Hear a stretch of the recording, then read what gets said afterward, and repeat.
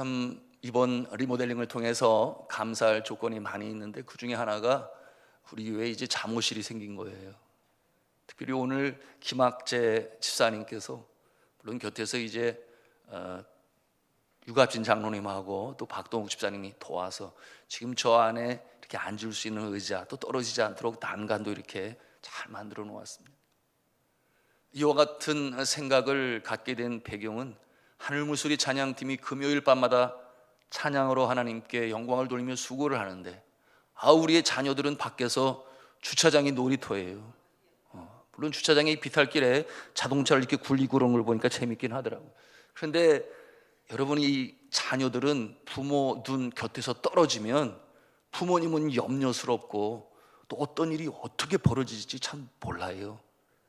그러니 저희 아내가 그래도 네팔 리빙손 학교에 600명 아이들의 어머니의 역할로 유치부로부터 시작해서 초급대학까지, 그러니 그 숫자가 하루에 여기저기 뻥뻥 터지는 거예요.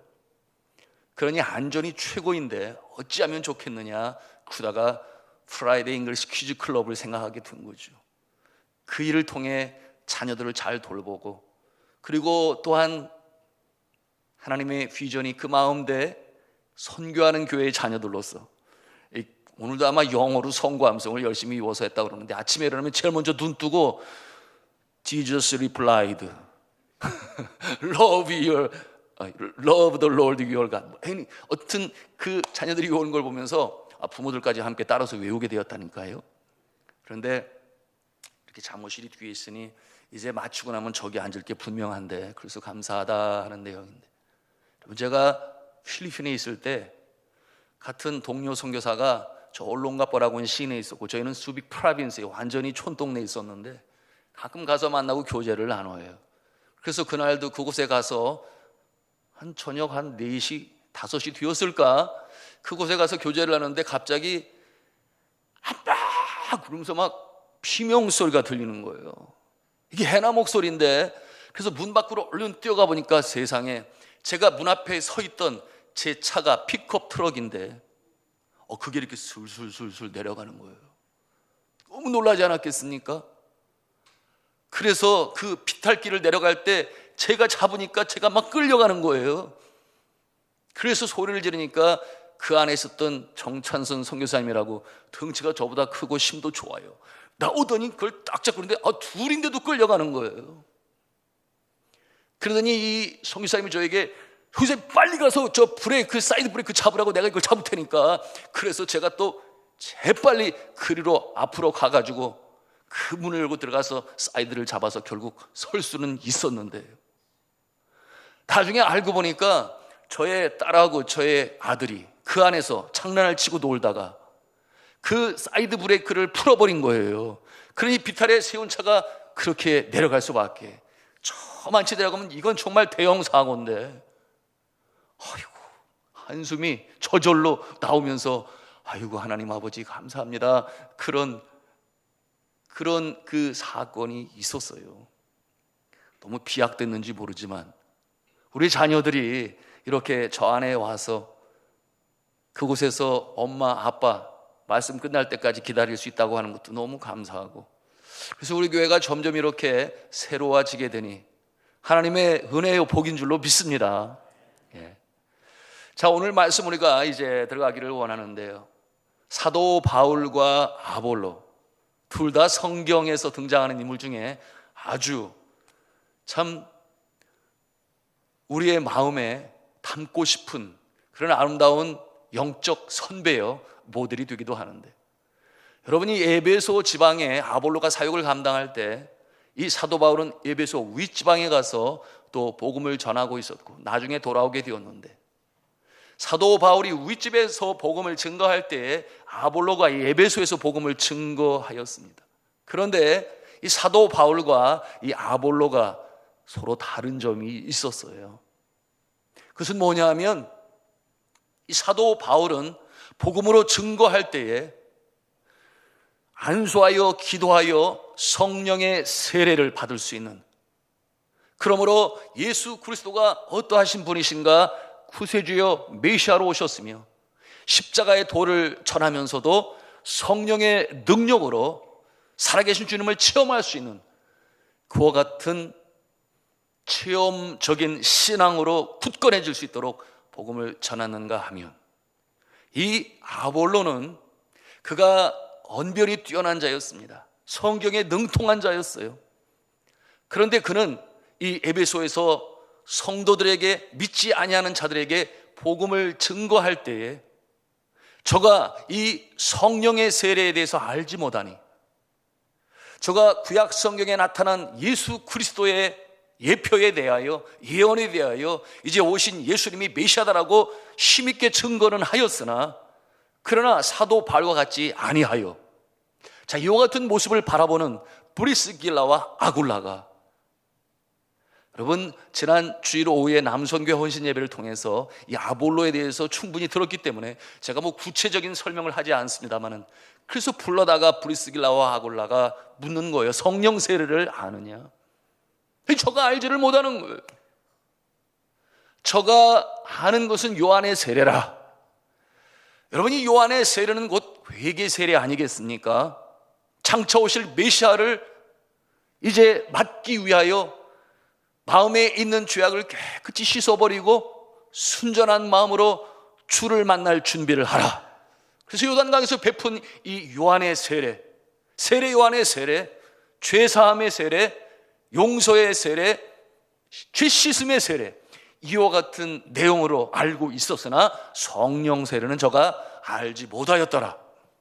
자, 이것이 이제 사도 바울과 아볼로의 서로 다른 점임을 우리가 오늘 말씀을 통해서 볼 수 있습니다.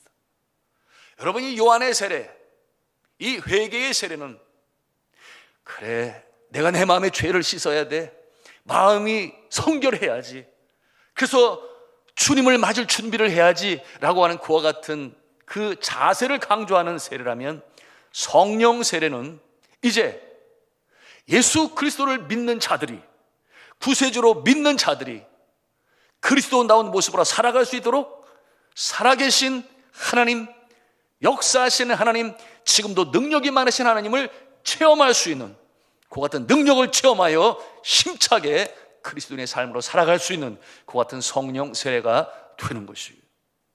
이 두 가지는 다 필요하겠지요.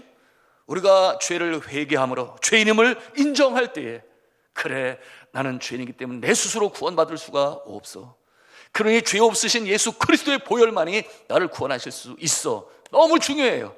그러나 그것만이 아니라 살아계신 하나님을 체험적으로 경험하게 되니 그 능력으로 설 수 있는 이 성령 세례는 너무나 중요하다, 오늘 말씀을 통해서 우리가 배우는 것입니다. 자, 그런데 오늘 말씀해 보니 19장 6절에 그런 내용이 나오죠. 성령 세례를 받을 때 은사로 나타나는 것이 있었다. 그것이 뭐였겠습니까? 그것은 방언과 예언, 방언과 예언의 은사를 이 세례 받을 때에 그와 같은 은사를 받게 되었어요. 여러분, 이 신약 시대, 특별히 초대교회 당시에 이 개인적으로 이 방언과 예언은 큰 신앙의 증진을 가져왔으나, 좀 더 구체적으로 우리가 성경을 보게 되면 이 방언과 예언의 은사는 개인에게 주시는 것을 넘어서서 이 초대교회가 든든히 세워져 가는데 공적으로 많은 사람들에게 유익을 끼치는 방편으로, 그래서 은사로 하나님께서 주신 거예요. 그것이 바로 방언과 예언의 은사다. 그런데 이런 질문 있을 수 있겠죠? 그럼 오늘날 방언은 무엇입니까? 초대교회가 아닌 이 시대, 오늘날 이 방언과 예언 필요합니까? 뭐 이렇게 우리가 질문하지 않을 수 없어요. 성도 여러분, 우리가 이것을 알아야 합니다. 초대교회를 위해서 하나님께서 허락하신 직분이 있었어요. 왜냐하면 처음 교회가 세워질 때 오순절 성령 강림을 통하여 이제 교회가 시작이 되어지는데, 그래서 이 초대교회 허락하신 직분, 그것이 사도와 선지자의 직분이었어요. 사도와 선지자의 직분을 통하여 이 선지자는 또한 예언자라고도 말하지 않겠습니까? 그래서 하나님의 선하신 뜻을 저들이 감동으로 받아 증거하게 되어 초대교회가 든든히 서가는 일에 쓰임받은 존재가 선지자요, 예언자. 그런가 하면 사도들은 누구였겠습니까? 예수님과 더불어 함께 산 자들, 증인들, 예수님이 어떻게 가르치셨는지 함께 동고동락하면서 그의 가르침과 또한 일으키신 기적들을 몸소 체험하고, 또한 예수님이 주시는 그 능력으로 자신도 나가서 복음을 전할 때 귀신도 우리에게 항복하더이다, 이와 같은 능력을 체험했던 사도들. 자, 이와 같은 사도와 선지자를 통하여 초대교회를 든든히 세워가시는데, 초대교회가 성공적으로 잘 세워지게 되니 여러분, 계속해서 이 선지자 또는 이 사도, 이 직분이 계속 필요했는가? 라고 물어봤을 때 더 이상 필요하지 아니었어요. 왜 그렇겠습니까? 여러분, 선지자와 사도를 통해서 구원의 도를 이제 입술로 증거하게 되었습니다.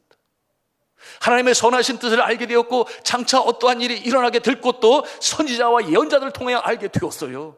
그리고 예수님께서 가르쳐 주신 그 십자가의 도가 무엇인지도 확실히 가르쳐 주었어요. 그런데 그런 내용들이 그냥 듣고 흘러간 것이 아니라 기록이 되었으니, 여러분, 그것이 무엇이겠습니까? 성경 말씀 아니겠어요? 하나님께서 계시로 주어진 이 말씀이, 약속이 성경으로 기록이 되어지니 그것으로 이제 더 이상 필요하지 않는, 그것으로 충분한 구원에 이르는 도, 장차 어떠한 일이 일어날 것인지, 이 땅에 사는 동안 천국 백성으로 어떻게 살아가야 되는 것인지, 그 같은 내용들이 사도를 통하여, 선지자를 통하여, 예언자를 통하여, 예수님을 통하여 그렇게 증거되어진 내용들 전부 하나님의 말씀, 감동으로 기록되어진, 계시로 주어진 것이 기록되어진 성경에 기록되었다. 그러므로 더 이상 사도와 선지자의 직분은 없어도 되었다. 오늘날 사도는 없어요. 오늘날 선지자도 없어요. 예언자도 없어요. 그러나 성경 말씀을 통해서 우리는 확실히 알게 되니, 우리가 어디에서 와서 어떻게 살고 있으며 어디를 향해 가고 있는지 말씀은 우리에게 확실히 보여주심을 믿으시기 바랍니다. 자, 마찬가지로 오늘날 이 시대에 이 초대교회 말씀을 통해서 주어지는 성령으로 세례 받을 때에 주셨던 이 예언과 이 방언의 은사도 이제는 더 이상 필요 없는 그와 같은 시대가 되었다고 하는 것입니다. 자, 이 은사는 계시가 맞춰졌을 때, 여러분, 계시가 뭔지는 아시죠? 비밀을 펼쳐 보이시는 것을 계시라고 그러는데, 그와 같은 하나님의 계시를 성경에 다 담게 되니 더 이상 예언이 필요 없고 더 이상 방언도 필요 없다. 여러분, 왜 그랬는가 하면, 여러분이 예언과 방언의 은사, 여러분, 오늘날 이 시대에 여전히 방언이 있어요. 현상적으로 나타납니다. 그런데 오늘날의 이 방언은 초대교회의 방언의 모습과는 이제 성격적으로 다른 그와 같은 모습이에요. 여러분이 예언이나 방언이나 그 시대의 초대교회, 교회의 유익을 위하여 하나님께서 필요하시니 은사로 주신 것이라고 말씀을 드렸습니다. 여러분, 이 방언에도 세 가지 은사의 모습이 신약 성경에 등장하고 있으니, 첫 번째, 하나님께서 은사로 주신 이 방언의 모습이 언제 있었는가? 오순절 성령 강림 때 120문도가 마가의 다락방에서 간절히 기도할 때에 보편적으로 임하신 성령 강림하심이 보편적으로 임하셨다라고 하는 말씀은 구약시대에는 특별한 때만 임했어요. 그래서 삼손이, 기드온이, 그런가 하면 사울이 전쟁터에서 승리를 하게 될 때에 성령이 그와 함께 하시더라 함으로 그 능력으로 이기게 되는데, 그렇게 역사하신 성령님은 다시금 하늘로 올라가시고 보편적으로 임하셨다. 언제? 오순절 성령 강림 때. 그래서 성령 강림절 이렇게 절기로 지키는데요, 그때는 성령이 임하여 저들의 머리 위에 누구에게나 믿음 있는 자에게 성령이 임하시니 특별한 사람에게 뿐만 아니라 우리에게도 성령이 임하시는 줄로 믿으시길 바랍니다. 이것이 이제 오순절 성령 강림의 보편적인 강림의 모습인데요, 그런데 그때에 간절히 간구할 때에 저들이 방언으로 하나님의 큰 일을 말하였다. 그 성경은 말씀하고 있습니다. 자, 그래서 그와 같은 내용이 이제 어떤 방언이었는가? 그곳에 온 각 지역에서 온, 로마에서도, 유럽에서 왔어요, 소아시아에서도 왔어요, 아프리카에서도 왔어요. 각 지역에서 이 절기를 지키려고 온 자들이, 그들이 기도하는데 신기하다, 저들이 말하는 것을 내가 알아듣는다. 이와 같은 방언이었다, 각 나라 방언이었다. 이렇게 우리는 그 방언을 볼 수 있어요. 여러분, 이와 같은 모습이 굉장히 특별한데요, 사도행전 2장 8절에 있는 말씀이에요. 사도행전 2장 8절. 저기 이렇게 구절이 나왔어요. 우리 같이 읽도록 하겠습니다. 시작. 우리 각 사람이 난 곧 방언으로 듣게 되는 것이 어찌 됨이냐. 이렇게 그들이 신비하여 그 상황 가운데 놀랍니다. 그러니 11절에 또 뭐라고 말씀을 합니까? 우리가 보기를 원하는데요, 11절 말씀 같이 읽습니다. 시작. 크레데인과 아라비아인들이라 우리가 다 우리의 각 언어로 하나님의 큰 일을 말함을 듣는도다 하고, 크레데인과 아라비아인들인데 그들이 그곳에서 사용하는 언어를 우리가 들으니 이게 어찌 된 일이냐? 이와 같은 놀람이 있었던 거예요. 여러분, 이 오순절에 주셨던 일시적인 방언은 곧 온 땅의 구음이 하나였더라. 어디서 들었어요? 바벨이라고 하는 지역에서 바벨탑을 살 때에 그들이 언어가 하나였더라. 그런데 그들이 교만하여 하늘에까지 높이 쌓자, 그리고 우리의 이름을 하늘 높이 내자. 그때 그 온 땅의 구음이 하나였으나 흩으시는 역사가 나타나요. 왜냐하면 그들은 흩어지려고 안 했거든요. 그러나 하나님은 생육하고 번성하여 온 땅에 충만하라 퍼지기를 원하셨거든요. 근데 우리끼리 살자, 세력을 만들자, 우리를 높이자, 하나님이 언어로 흩으셨어요.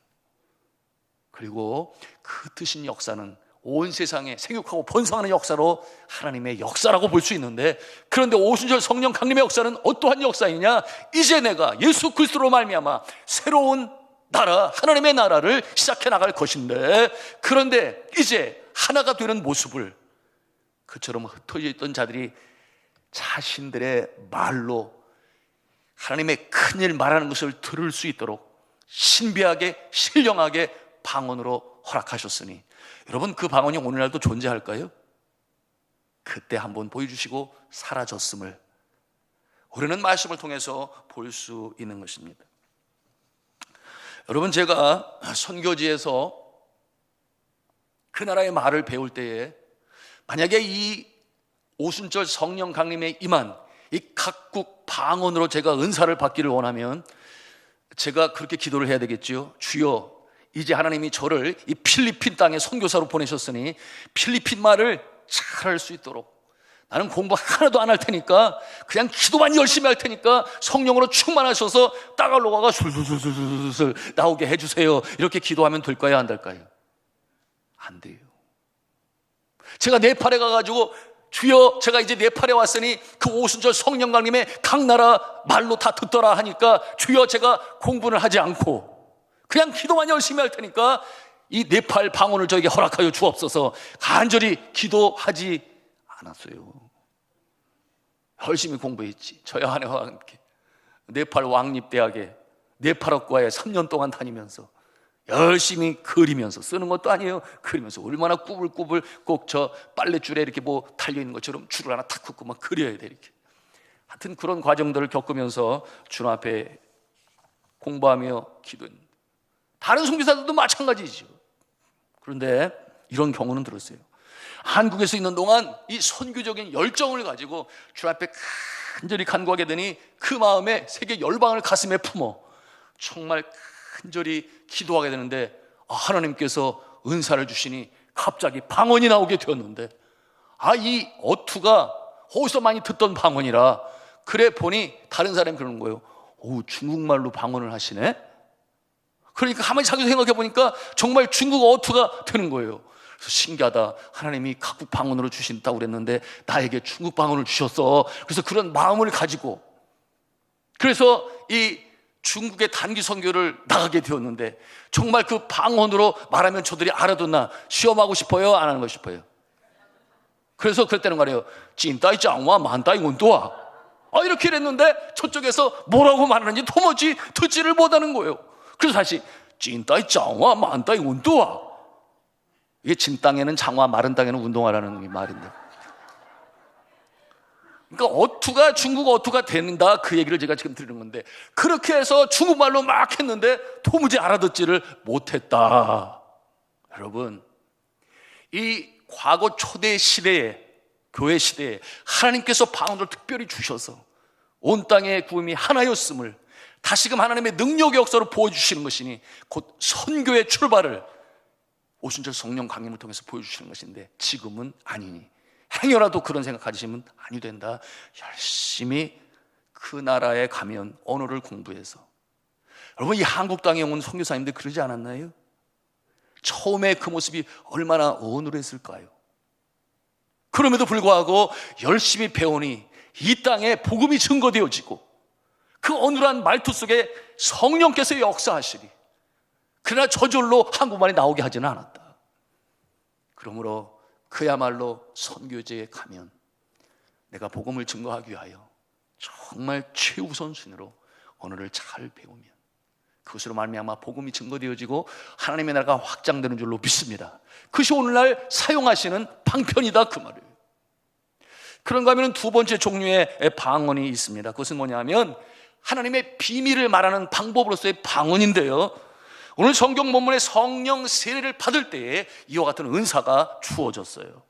이 방언은 비밀로 말하기 때문에 방언을 하는 자도 알지를 못해요. 고린도 전서 14장에 이 방언장이라고 그러는데 14장 2절에 뭐라고 말씀하는가? 오늘 말씀 함께 읽도록 하겠습니다. 시작. 방언을 말하는 자는 사람에게 하지 아니하고 하나님께 하나니, 이는 알아듣는 자가 없고 영어로 비밀을 말함이라. 아멘. 그러니 이 방언은 뭐가 필요하냐? 통변의 은사, 통역자가 필요했습니다. 여기서 통역이란 이 방언으로 주시는 내용을 해석하여 말하는 것인데, 왜 그렇게 해석해서 말을 해야 되는가? 초대의 말씀을 드렸어요. 초대교회가 똑바로 든든히 서기 위하여, 교회에 유익을 주기 위하여, 그래서 비밀로 주시는 이 방언을 통역하게 하셔서 듣게 하신다. 그래서 이 교회 공동체에 유익을 끼쳤던 것입니다. 그렇기 때문에 교회 안에서 해석을 통해 모두에게 유익을 끼치는 모습으로서의 방언을 주셨다. 여러분, 이 내용이 고린도전서 14장 26절에 말씀을 해요. 띄워주세요. 네, 같이 읽습니다. 시작. 그런즉 형제들아 어찌할까? 너희가 모일 때에 각각 찬송시도 있으며 가르치는 말씀도 있으며, 그 다음에 또 뭐라고 그랬어요? 다시 읽습니다. 시작. 계시도 있으며 방언도 있으며 통역함도 있나니 모든 것을 덕을 세우기 위하여 하라 그랬습니다. 자, 하나님께서 이처럼 은사로 주시는 것을 가지고 개인을 넘어서서 교회에 덕을 끼치는 방편으로 은사를 주심을 믿으시기 바랍니다. 이것이 초대교회에 주셨던 하나님의 비밀을 알게 하시기 위한 방편으로서의 방언이었습니다. 자, 이 방언과 통역은 분명히 초대교회 안에 있었죠. 말씀드린 것처럼 덕을 세우기 위하여 성령님께서 그렇게 역사하신 것입니다. 그러니 앞서 말씀드린 이 두 가지 방언은 교회가 든든히 서게 되었으니 계속 필요합니까? 필요하지 않아요. 왜냐하면 방언을 통해서 주셨던 말씀이 성경으로 기록이 되었다. 그와 같은 내용이 성경에 기록이 되어 우리에게 구원의 도를 가르쳐 주니 그것으로 충분하다, 더 이상 더할 것도 없다. 그래서 이 성경 말씀을 통해서 우리 하나님의 신령한 뜻을 다 깨달아 알게 돼요. 장차 어떤 일이 벌어질 것도 알게 돼요. 어떠한 모습으로 살아가야 될지도 알게 돼요. 그런데 굳이 방언으로 통역자를 세워? 아니다. 우리가 이와 같은 내용을 말씀을 통해서 깨달아 알아야 하겠습니다. 마지막 방언의 모습이 있는데요, 여러분, 이 방언은 오늘날도 존재합니다. 이 방언은 성격상 교회 공동체를 위한 것이 아니라 개인의 믿음의 증진을 위해서 주시는 방언이 있어요. 그러므로 우리가 기도하는 가운데 내가 원하든 원치 않든 방언이, 뭐 어떤 분은 애기 방언이라고도 그러고, 여하튼 그렇게 시작되어지는 신비한 체험을 하게 됩니다. 말씀을 드렸어요. 이와 같은 방언은 교회 전체를 위한 방언이 아니라 개인의 신앙의 증진을 위해서 하나님께서 살아계심을 보여주시는 것인데요. 여러분, 이 방언들 기도하는 본인이 그 내용을 알아들을 수도 있고 또는 알지 못할 수도 있어요. 그러나 그것은 그렇게 중요한 것이 아니니 하나님이 이와 같은 상황, 이 현상을 통해서 개인의 믿음을 증진시키는 것은 분명합니다. 그 기도는 말씀드린 것처럼 다른 사람을 향한 예언적 성격의 기도가 아니에요. 이 성령께서 믿음이 연약한 자에게 또는 성경의 어떤 부분은 믿어지는데 어떤 부분은 믿어지지가 않아요. 이처럼 믿음이 견고하지 못한 자가 내가 살아있어, 성령이 역사하지, 내가 그것을 보여줄게, 이와 같은 방편으로 주시는 것이다. 그래서 고린도전서 14장 22절에 이런 종류의 방언에 대해서 분명히 가르쳐주고 있으니 우리 같이 읽도록 하겠습니다. 시작. 그러므로 방언은 믿는 자들을 위하지 아니하고 믿지 아니하는 자들을 위하는 표적이나, 오늘 분명하게 말씀하고 있어요. 여기서 믿지 아니하는 자들, 확실하게 살아계신 주님, 오늘도 역사하시는 하나님, 이와 같은 것에 대해서 의심이 있어요. 믿어지지가 않아요. 정말 하나님이 살아계실까? 그러한 사람들 중에는 모태신앙 중에도 많이 있어요. 뜨뜻미지근하게 신앙생활을 하는. 그래서 당대에 예수를 믿는 자들의 모습을 보면 정말 뜨겁지 않아요? 왜 이렇게 뜨겁게 하시겠어요? 가정 선교사로 세우려고 그러지. 이해가 돼요? 그 가정 전체에게 복음을 전하여 내가 먼저 예수를 믿게 되었으니 나의 남편도 나의 자녀도 나의 동기도 보통 뜨거운 마음이 없어서는 아니 돼요. 그런 모습을 보지만 모태신앙은 대대로 흘러서 이래봬도 내가 4대 믿음의 집안이야, 이와 같은 마음을 가지고 그것이 자랑이 되고, 여러분, 그러니 그와 같은 모습은 실제적으로 믿음의 조상들이 심어놓은 기도의 열매가 저들의 삶에 나타나니, 조금만 노력해도 잘 되는 역사가 여기저기 많이 나타나니, 여러분, 신앙은 대를 거듭해서 믿는 것이 더 큰 복인 줄로 믿으시길 바랍니다. 그래서 우리가 자녀들을 위해서 물이 위에서 아래로 흐른 것 같이 우리의 신앙이 이렇게 흘러가는 것인데, 여하튼 이 신앙이 여전히 뜨뜻미지근할 때 하나님께서는 방언으로 은사를 주시니, 현상으로 나타나게 하시니, 왜 그렇겠습니까? 우리 하나님은 심령 가운데 은혜를 베풀어 주실 뿐만 아니라 우리의 육신도 제어하시는 능력이 있으신 하나님, 믿으시면 아멘 하시기 바랍니다. 나의 육신도 제어하실 수 있는 그 능력이 많으신 하나님께서는 우리의 질병을 고치실 때가 있어요. 그러한 경우에 내가 정상적으로 기도하고 싶은데 혀가 꼬일 때도 있어요. 무엇을 보여주는 겁니까? 하나님 우리의 심령뿐만 아니라 우리의 육체도 제어하시고 우리의 심령의 주인이실 뿐만 아니라 우리의 육신의 주인이 되시는 줄로 믿으시길 바랍니다. 그래 하나님께서 컨트롤하실 수 있다. 제가 심영병원에 원목 생활을 했는데 그때 나이가 굉장히 연소했죠. 28살이었거든요. 지금 생각해보면 되게 어렸어요.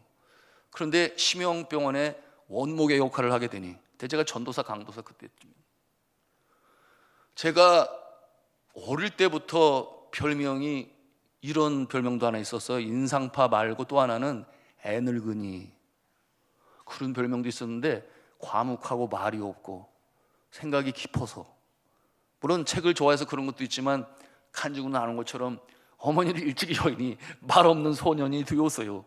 그래서 음악과 책이 저의 포션.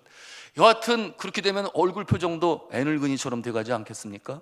천진난만 맑아야 될 그 얼굴이 말이에요.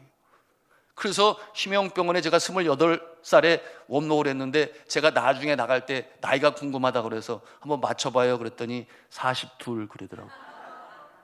그래가지고 제가 너무 놀랐어요 그때. 아니 나를 42로, 그래서 그렇게 존경했구나, 나를 존중하고 세상에 성경 공부 신우해하지 했더니 의사 선생님도 나오고 간호사 부장도 나오고 나아간지는데 제가 28살이 이래고, 물론 원장님이 도와주시고 하셨습니다만은 하여튼 그랬는데, 여러분 병원에서의 이 원목은 그 아직 연소한 나이에 여러분이 시흥사거리에 트럭하고 버스가 부딪혀서 학생들이 피 범벅이 되어 거기 들어오고 여기저기 책가방에 신발이 벗겨져 있고 뭐 그런 것들을 보잖아요, 경험하고.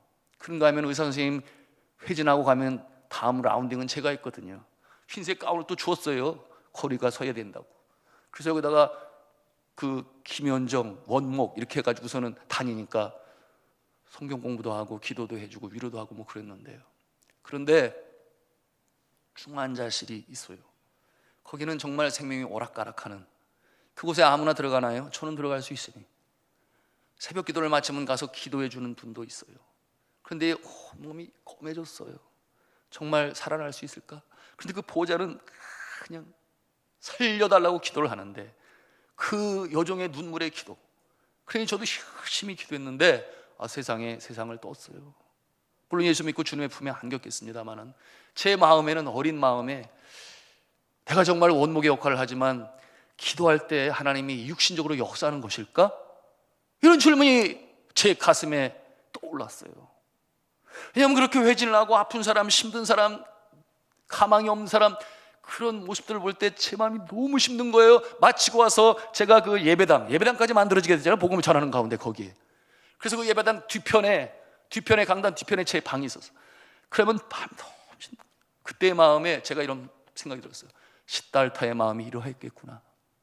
무슨 말씀인지 알겠습니까? 시달타 석가모니, 저가 왕궁에서만 있어서 항상 부족함이 없었는데 어느 날 동문, 서문, 북문, 남문에 나가보니까 장사하는 모습을 보잖아요. 완전히 정말 서지도 못하고 입에는 침이 흐르고 주름이 짜글짜글한데 용신하지 못하는 그 나이 많은 그 모습을 보면서 충격을 받았잖아요. 죽음에 대해서 생각을 하기 시작하면서 인생은 행복한 것만 아니구나. 제가 28살 나이에 그것을 생각하면서 하나님, 왜 인생이 이래야 됩니까? 그런 굉장히 심오한 질문을 하게 되고, 만약에 제가 병실에 가서 기도를 해도 하나님이 역사를 하지 않는다면 저는 일 못하겠습니다. 그런 마음이 제 마음에 들게 됐어요. 그래서 이 질문을 가지고 제가 금식을 작정하고 그 당시 오산인 순복음 기도원에 올라갔어요. 그리고 그곳에서 금식을 하면서 간절히 기도하는데 저희 기도는 한 가지였죠. 하나님, 정말 살아 계시다면 살아계신 증거를 저에게 보여주셔서 제가 확신을 가지고 그들 위하여 기도해야 될 것 아니겠습니까? 이런 의심하는 마음 가지고 어떻게 내가 이 사역 감당합니까? 그런 기도를 하게 되는데 둘째 날 오전 11시 집회 때 말씀을 듣고 찬송을 하는데 뭔 일이 났냐 하면 제 이 장으로부터 그야말로 막 뭔가 일이 벌어지는데 형용을 하지를 못하겠어요. 그냥 쉽게 표현하면 저의 이 내장이 막 이렇게 뜯어지는 그런, 막 뜯어져 나가는, 그럼 통증이 엄청 심할 거 아니겠습니까? 근데 그 시원함이라는 건 이루 말할 수가 없는 거예요. 그래서 제가 의자에 앉을 수 없어서 바닥에 뒹굴러 가지고 한참 시간 일하는데 그 시열과 기쁨은 말할 수가 없으니, 왜냐하면 하나님이 내 장을 만지시는구나, 하나님이 내 심령뿐만 아니라 육신까지도 이렇게 제어하시고 조절하시는 하나님이시구나 하는 것을 그때 제가 확실히 체험하게 되었어요.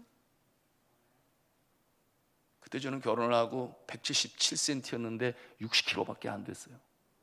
그러니 정말 빼빼 말라가지고 보는 사람마다 안쓰럽게 저를 봤는데, 그런데 그 이유 중에 하나는 이 장이 약해서 여름철에 이불을 안 덮고 자도 영락 없어요. 그냥 발로 화장실에 가야 되는 거예요. 그러니 아무리 먹어도 그게 돌아 나가게 되니 살찔 일이 있나요? 그런데 제가 이 무호흡 수술하기 전에 78kg까지 들었잖아요. 60에서 78, 상상이 안 되죠? 수술하고 나니까 7kg가 빠졌어요. 그래서 70kg까지 내려갔는데 몸에 힘이 없고 그러더라고요. 근데 다른 사람이 저보고 그러더라고, 목사님 미남 되셨어요. 살이 빠지더니. 살찌지 말아야 되는데 벌써 3kg가 들었어요. 큰일 났어요. 여하튼 그와 같은 상황에서 하나님이 내 장을 고치셔서 병원에서의 환자 환우들을 위하여 확신을 가지고 기도하게 하시는구나. 그러고 나서 그게 치유가 되지 않았겠습니까? 놀랍게 치유가 돼서 그렇구나. 여러분, 제가 방언 얘기하면서 저의 이 신유의 경험을 나누는 것은 하나님은 믿음을 더 강하게 세우기 위하여 우리의 몸을 치유하실 수 있는 능력이 많으신 하나님, 우리의 심령뿐만 아니라 그래서 평강을 주실 뿐만 아니라 우리의 육체도 치유하시니 질병이 나음을 입는 줄로 믿으시길 바랍니다. 하나님이 손을 대시면 그런 역사가 나타나는 거예요. 그래서 정상적으로 기도하고 싶은데 혀가 꼬이는 역사도 나타나요. 그 같은 과정을 통해서 그래, 하나님은 살아계시구나. 그러나 이와 같은 오늘날의 방언은 개인의 신앙을 증진하고 주시는 것이니, 여러분 공적으로 우리가 내가 방언 기도합니다 그래가지고 물론 혼자서 기도할 때 얼마든지 하세요. 그러나 많은 사람들이 함께 기도하고 있는 시간에 그렇게 기도하면 다른 사람들이 들을 때 그게 그렇게 아이고 주여, 이게 좀 방해가 될 수도 있어요. 그러니까 방언으로 기도할 때는 가급적 혼자 있을 때, 새벽 기도할 때도 다른 사람이 기도하고 있으면은 절제하고 기도하지만 다 떠나고 혼자 있을 때는 얼마든지 뭐 1시간이라도 전혀 상관없어요. 여하튼 개인의 믿음을 세우기 위하여 하나님께서는 그렇게 역사하신다. 믿으시면 아멘 하시기 바랍니다. 그러므로 오늘날 남아있는 이 방언의 모습은 교회 전체 유익이 아니라 내 자신의 신앙을 든든히 세우기 위한 방편이다. 신유의 역사도 마찬가지예요. 나의 질병을 고치시는 것도 바로 나의 믿음을 더욱더 확고히 세우기 위하여, 그러므로 기도할 때에 확신을 가지고 남들을 위해 기도하니 거기도 역사가 나타나는 거죠. 제 말씀을 정리하겠습니다. 요한의 세례가 있었다, 그리고 사도 바울의 성령의 세례가 있었다. 차이점이 있었는데 사도 바울이 안수하여 기도할 때에 이 예언과 방언의 은사가 임하였더라. 오늘 이 부분에 대해서 우리가 함께 나눴으며, 그것이 오늘날 이 시대에도 나타나고 있는가? 부분적으로 나타나지만 선지자직과 사도직은 사라졌고, 방언에는 3종류가 있는데 그중에 2종류는 사라졌으니, 왜? 이미 계시로 주어진 말씀이 성경에 충분히 기록되어 있다. 그러니 없어도 된다. 그러나 개인의 유익을 위하여 하나님께서는 지금도 그렇게 육신을 제어하시는 그 모습을 통하여 믿음이 돈독해지는 방편을 허락하시니, 이 시간 우리가 기도하며 나갈 터인데 여러분, 성령을 사모하시기 바랍니다. 사모하는 자에게 성령의 충만함의 역사가 있어요. 우리 개혁주의 신앙에서는 예수 그리스도를 마음에 영접하면 이미 성령 세례는 받은 것으로 그렇게 믿고 있지만, 성령 충만함이라고 하는 것은 사모하는 자에게 더 풍성히 역사하셔서 세상 사람들이 바라볼 때 신령한 역사로 나타나게 되니, 기도할 때에 병마가 물러가고, 축사할 때 귀신이 도망을 가고, 말씀으로 증거할 때 성령 충만으로 전하면 죽은 영혼들이 살아나는 역사를 체험하게 돼요. 그러니 이 능력을 가지고 살아가야 되는데, 아볼로는 자신이 가지고 있는 언변으로, 지식으로 잘 알았죠. 하나님도 알았고 이미 예표로 보여주신 예수님이 땅에 오실 것도 알았고, 그것으로 언변이 훌륭하여 전하였으나, 그러나 정작 체험적으로 살아계신 주의 능력을 경험하지 못하였으니 사도 바울과는 그런 면에서 달랐다.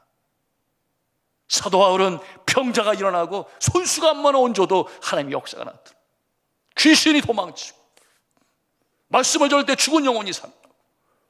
그래서 이 브리스길라와 아굴라가 그에 대해서 가르치니, 저가 그렇구나, 성령 세례에 대해서 깨달음을 얻은 다음에 어떤 결과가 나타나나요? 그전에는 그가 말씀으로 전했으나 구체적으로 나오지 않은 미미한 그와 같은 모습인데, 그런데 성령의 세례를 알고 체험하게 되니 어떤 모습이 나타나는가? 오늘 말씀 그 부분을 읽고 마치기를 원합니다.